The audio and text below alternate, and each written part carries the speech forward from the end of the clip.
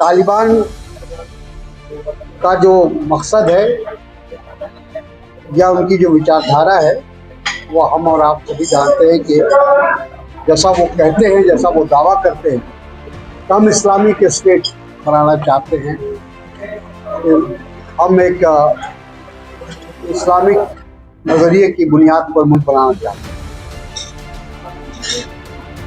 ठीक उसी तरह हमारे मुल्क के अंदर भी Bharatiya Janata party, BJP, RSS जैसी जमायतें वही काम कर रहे हैं। वो अगर इस्लामिक स्टेट बनाने की बात कर रहे हैं तो बीजेपी एक हिंदू स्टेट बनाने की बात कर रही है, हिंदू राष्ट्र बनाने की बात कर रही है। तो दोनों बुनियादी तौर पर दोनों के ख्यालात एक जैसे हैं, उनमें कोई ज़्यादा फर्क नहीं है।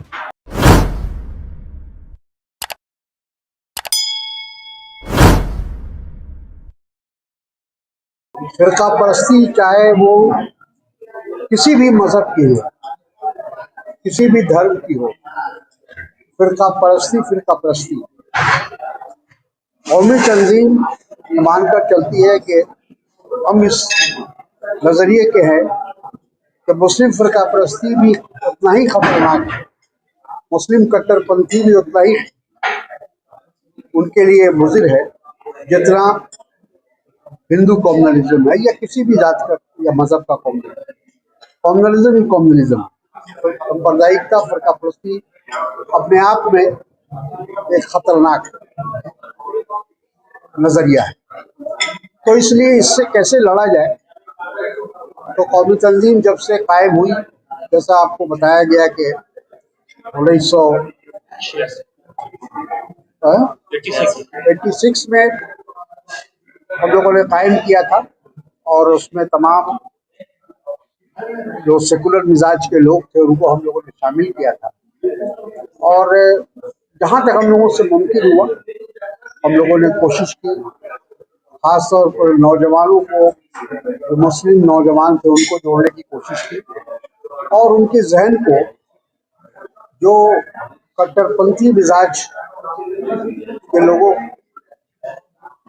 चाहते हैं या बनाना चाहते हैं उससे उनको अलग करने की कोशिश की और हमेशा उनको ये बताने का प्रयास किया कि आपको अपनी लड़ाई, चाहे वो तालीम को लेकर हो, चाहे वो सेहत को लेकर हो या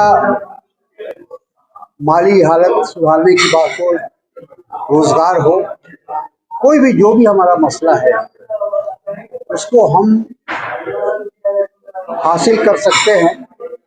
तो उसमें ज़रूरी है कि हम अपने दूसरे जो हमारे मुल्क के हम कौम हैं उनके साथ मिलकर ही हम कर सकते हैं, क्योंकि बहुत सारी चीज़ें वो कॉमन है।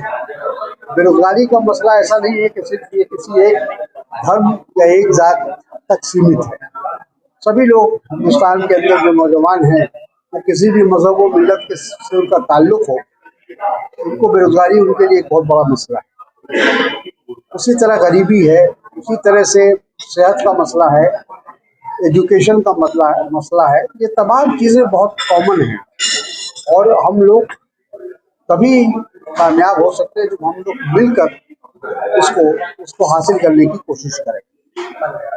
मैं मुख्तसर तौर पर यही कहना चाहता हूँ कि कौमी तंजीम का जो मकसद यही था, बनाने के पीछे हम लोग का उद्देश्य यही था कि मुस्लिम कट्टरपंथी और मुस्लिम फिरका परस्ती के खिलाफ हम लोगों को बोलना चाहिए, आगे आना चाहिए। हम अगर सिर्फ हिंदू फिरका परस्ती की मजम्मत करते रहेंगे तो उससे मसले का हल नहीं हो सकता। अगर समाज के अंदर किसी तरह का अगर एक नफरत और माहौल की दीवार खड़ी हो जाए तो फिर उस समाज को चलाना मुश्किल होता है। हम लोगों ने देखा है, तारीख इस बात की गवाह है, वोट के लिए सिर्फ ये कोशिश हो रही है कि पूरे मुल्क के अंदर मजहब की बुनियाद पर पोलराइजेशन किया जाए, ध्रुवीकरण किया जाए और माहौल को बिगाड़ा जाए।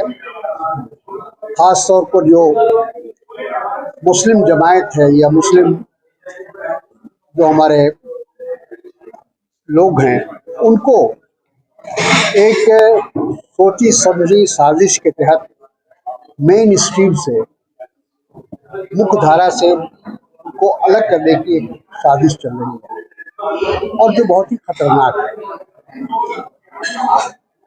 आज हम देख रहे हैं, अपने अड़ोस पड़ोस में देख रहे हैं कि किस तरह का डेवलपमेंट हो रहा है। भारत और हिंदुस्तान एक के तरह से अपने पड़ोसी देशों के साथ, मुल्कों के साथ जो हमारे ताल्लुकात हैं, वो बहुत ही एक तरह से कहा जाए कि चिंता का विषय बन रहा है। अभी जो अफगानिस्तान में जो तालिबान की वापसी हुई, ये सिर्फ हिंदुस्तान के लिए नहीं बल्कि पूरी दुनिया के लिए